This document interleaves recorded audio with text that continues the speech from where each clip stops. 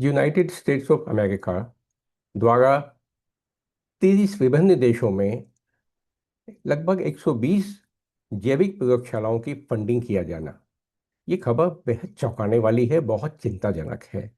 और ये खबर अ, अमेरिका की ही अभी हाल ही में जिन्होंने रिजाइन किया था, श्रीमती तुलसी गबार्ड, जो खुफिया विभाग की अध्यक्ष रह चुकी हैं, डायरेक्टर इंटेलिजेंस रह चुकी हैं, उनके द्वारा ये खुलासा होना एक बहुत मायने रखता है। और उन्होंने ये नहीं बताया कि फंडिंग तो बंद हो गई, लेकिन क्या उन प्रयोगशालाओं को भी बंद किया गया या नहीं। और ये खतरनाक क्यों है? जैविक हथियार जैविक हथियार भयानक हथियार होते हैं, जिन्हें वेपन्स ऑफ मास डिस्ट्रक्शन की श्रेणी में रखा जाता है। ये किसी न्यूक्लियर बॉम्ब से कम घातक नहीं होते। और ये बात हम अभी हाल ही में देख चुके हैं। विश्व अभी कोविड के खतरे से अभी निकल रहा है।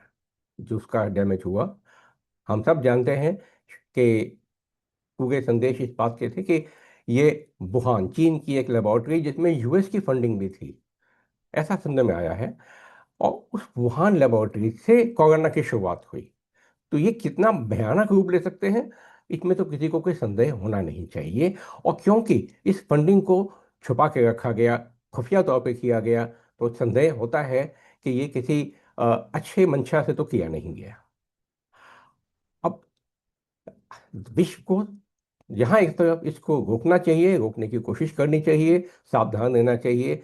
वहीं हमारे देश को, भारत जैसे देश को, इसके लिए सावधानी बरतने की आवश्यकता है। हमारे पास टेक्नोलॉजी इस विषय में हमने विकसित की हैं, क्योंकि ऐसे हथियारों को, केमिकल और बायोलॉजिकल वेपन्स को, सबसे पहली बात है इनको डिटेक्ट करने की क्षमता हो कि हाँ, वातावरण में ऐसी क्षमता है।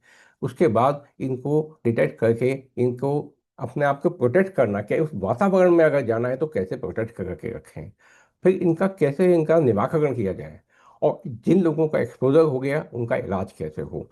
खतरा इसलिए भी बढ़ जाता है कि ऐसे अधिकांश जो बीमारियां हैं जो इन हथियारों से फैलाई जाती हैं, आज उनके वैक्सीनेशन लगने बंद हो गए हैं। उदाहरण के लिए प्लेग और स्मॉल पॉक्स के वैक्सीन एक जमाना हो गया उनको लगाना बंद कर दिया गया था।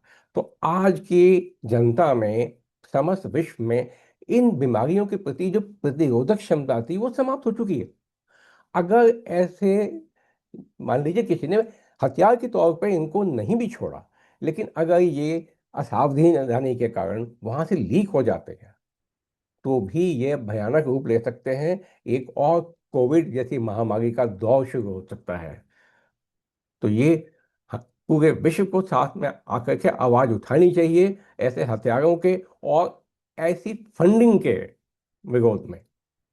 और अमेरिका का इसमें शामिल होना, देखिए, आज तक वेपन्स ऑफ मास डिस्ट्रक्शन का सबसे बड़ा जो कारोबार है वो अमेरिका ही चलाता आया है। विश्व में केवल एक बार न्यूक्लियर अटैक हुआ था जापान के ऊपर, वो भी अमेरिका ने ही किया था, जिसमें लाखों लोग पल भर में, क्षण भर में भाप बन के उड़ गए थे।